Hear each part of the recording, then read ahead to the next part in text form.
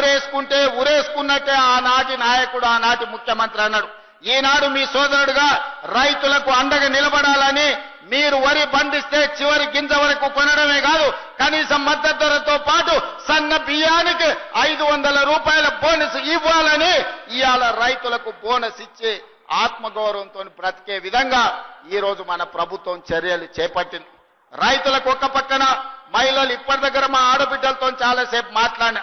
ఇవాళ మా ఆడబిడ్డలకు రాష్ట్రంలో ఎక్కడికి వెళ్ళాలన్నా, ఒకనాడు అమ్మగారి ఇంటికి వెళ్ళాలన్నా, అమ్మోరిని దర్శించుకోవాలన్నా ఇంటి ఆయనను బస్సు కిరాయి పైసలు అడిగే పరిస్థితి.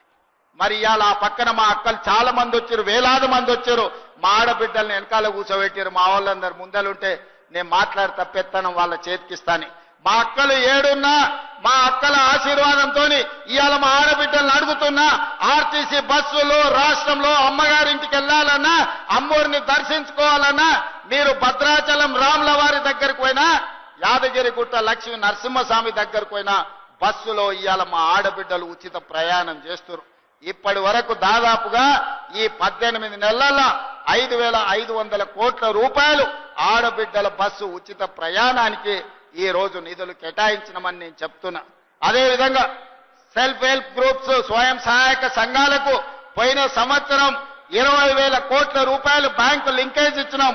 ఈ సంవత్సరం కూడా 21,000 కోట్ల రూపాయలు బ్యాంకు లింకేజ్ ఇవ్వాలని, మా ఆడబిడ్డల్ని 1,00,00,000 మందిని కోటీశ్వరులను చెయ్యాలని ఈ రోజు కంకణం కట్టుకొని మన ప్రభుత్వం పనిచేస్తున్నది.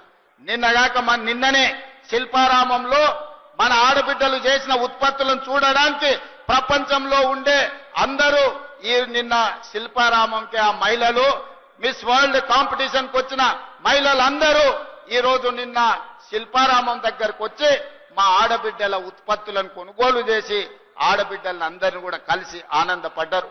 ఈ విధంగా ఈనాడు ఆడబిడ్డలకు ఆర్టీసీలో ఉచిత బస్సు ప్రయాణమే కాదు, 600 బస్సులు కొని ఆర్టీసీకే కిరాయికి పెట్టి ఈ రోజు వ్యాపారం చేసుకునే పరిస్థితి ఆడబిడ్డలకు కల్పించడం.